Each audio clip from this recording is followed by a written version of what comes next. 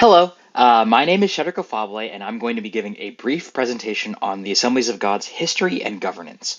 Now, in my study, I've landed on the working definition that the Assemblies of God is a voluntary fellowship of Pentecostal churches from around America and the world dedicated to missions work. And I would like to give a little bit of the AG's first history and its current practices in order to flesh out that definition. Now, the AG and other classic Pentecostals can trace their DNA back to a series of revivals that happened in the early 1900s. Now, one of the figures in this movement was a man, Charles Parham, a holiness preacher from around Kansas, active in 1890s to 1900. Now, this guy, holiness pastors emphasized that a Christian's life should be progressively free from sin, and Parham taught a lot of this. But he added a new kind of interesting part of it, focused on the baptism of the Holy Spirit, evidenced by speaking in tongues. The idea is essentially that the Holy Spirit does a second work separate from salvation, from faith through Jesus Christ, in order to equip a missionary or minister to do work. And the way that you knew this happened is if you started speaking in tongues, speaking in either another language or a language unknown to people, like an utterance of sorts. Now, one of his students, William Seymour, was another holiness preacher who bought into these ideas and began preaching the same thing, even though he hadn't experienced the baptism of the Holy Spirit for himself up to that point. There was a woman from a congregation in LA who heard Seymour speak and was encouraged by what he said and invited her lead pastor, Julia Hutchins, to invite him over for preaching. And he does go over to LA, but it turns out that they have differences in theology, so they split. And Seymour starts his own mission at Azusa Street called the Apostolic Faith Gospel Mission.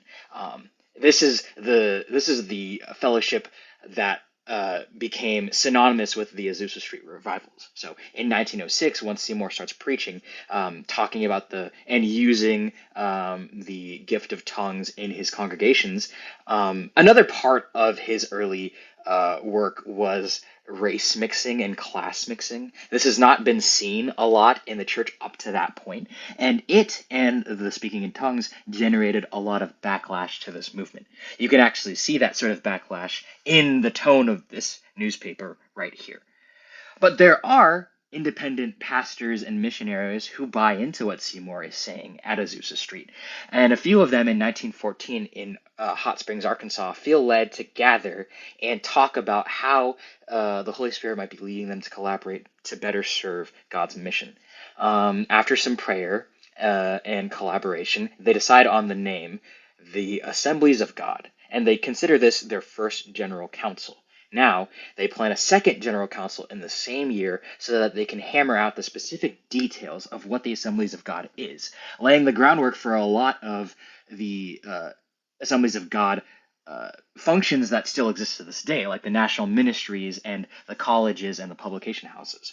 Now, there is a really interesting story here about the AG's dedication to missions because the lead pastor heard that the Assemblies of God was doing a collections to fund missions. And he asked them, I need that because I'm hosting you guys at my church. And instead of arguing with this guy, they allowed him to have the collection and then made a resolution that they're going to dedicate their prayer and resources wholeheartedly for, and I quote, the greatest evangelism that the world has ever seen. And skipping a lot of AG history, I think that the AG as a whole has been an answer to that resolution. Now, what does the AG currently look like?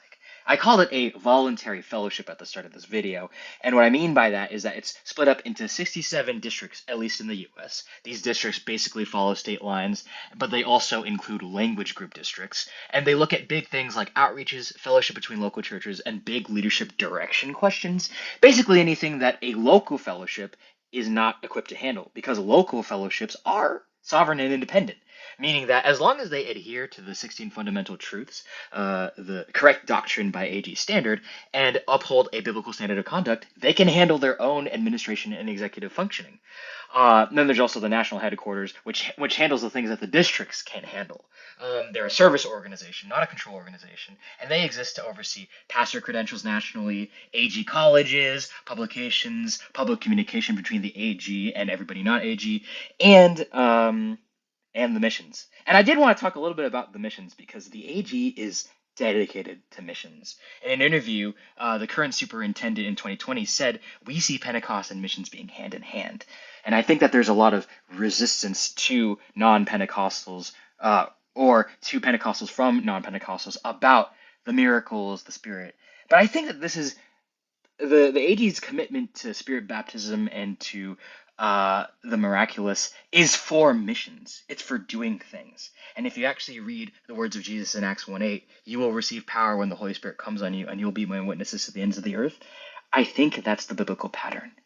In any case, I hope this has been informative, and thank you for listening.